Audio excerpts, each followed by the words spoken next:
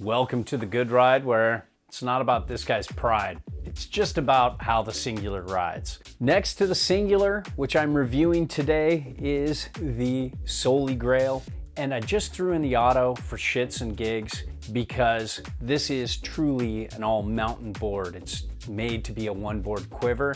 And I want to talk about how it compares to a lot of my favorite all mountain boards. I rode this with Union Atlas, Ride Fuse, Burton Kendos, and Nidecker Rift laces. I got this board in a good bit of powder, some decent groomers, some hard groomers with just a little bit of snow on top. Really got to try this board in a wide variety of conditions and compare it to some other boards as well. I primarily compared this against other Amplid boards to see how it fits in the spectrum, but I also occasionally took out like the Auto and other boards like that, like my Yes Basic on ink, etc., to compare this because I gotta have my baseliner to know how this performs. There's no better way to review than to compare against boards you know. When it comes to sizing, I thought the Singular 158 fit me really well. This fit my size 9 boots pretty well. Not perfect, but good enough. It fit my weight incredibly well of 185 to 190 pounds at the time I was riding this. And it fit my 510 frame really well. When it comes to the shape, this has a slight bit of taper, but not much. It's pretty directional, but doesn't feel that directional.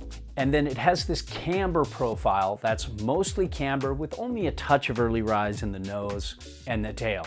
It feels almost like a full camber board. It is definitely what I would call mostly camber. You've got a nice stable feel underfoot. It tracks really well. It one foots off a chair really well, but it's a little on the catchy side. It's not for beginner intermediates, maybe a really strong intermediate that's okay with some consequences. If you get off your game, you might catch an edge and slam more than you would with other boards with a little more early rise.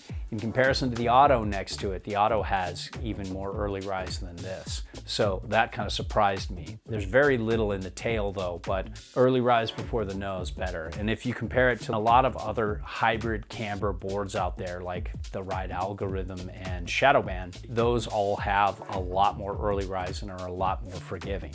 So this is more advanced to expert rider only. But what's really cool about this camber profile, the shape, the side cut, the way this board feels underfoot is it feels very centered. You don't feel any taper. This feels like a true all mountain board. Now let's talk flex. It's got a medium stiff flex and it's got a lot of give. You can feel this just pops pretty well for being this damp. Just for shits and gigs, here's the Holy Grail. Definitely a stiffer flex. I can really feel it there. Now my Auto isn't brand new. I've been riding this for a while, but even here you can see the Auto's a little stiffer. And with all these boards, you have very good pop. This took a little bit extra work than some boards I have. About the same amount of work as the Auto. The Auto might be a touch more challenging than the Singular. Definitely easier than the Holy Grail here in the middle. The next step from this, if you want to go more directional. This has good pop. It wasn't that easy to butter though.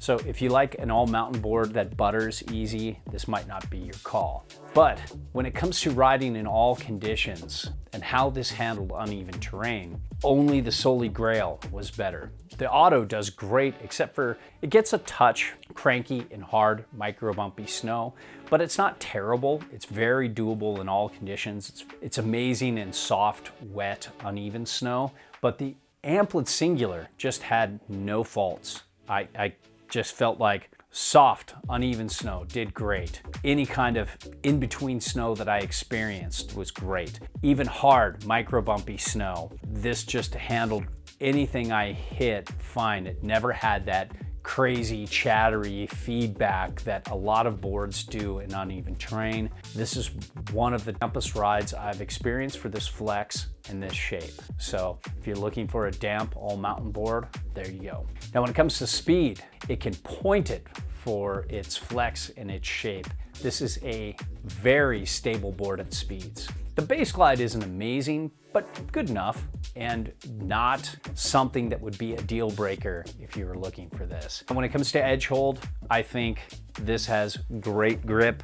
It might not be like the ultra disrupted side cuts, but what I love about this edge hold is the edges are so quiet. That's the best way I can describe it. When they hit the snow, they grip so well and they never buck and bounce. They feel settled and set, so you can put more pressure into them without giving feedback. The only board I didn't like out of Amplid's line was the Soulmate. That felt bucky and bouncy. It didn't have any of this dampening technology that all the other boards do. So I was really stoked on how well it gripped and how consistent it felt in all conditions. Some edges start bucking you out of your line when conditions are bad, and this one doesn't. So when it comes to turn initiation, I felt like this was a pretty balanced board and how it turns, and it initiated a turn really well. And when you set the edge and began a turn, especially a carve,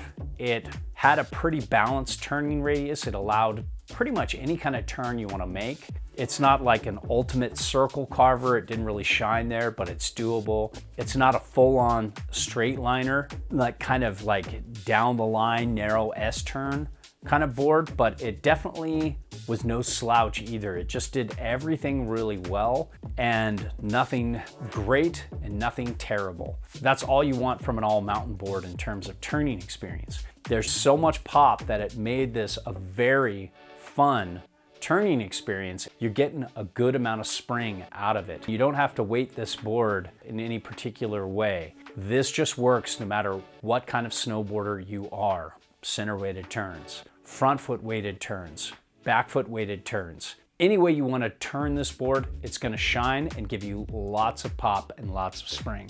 I did enjoy my auto a little better, but this is better than just about any other all mountain board out there that I can think of off the top of my head right now in terms of camber spring out of the turn.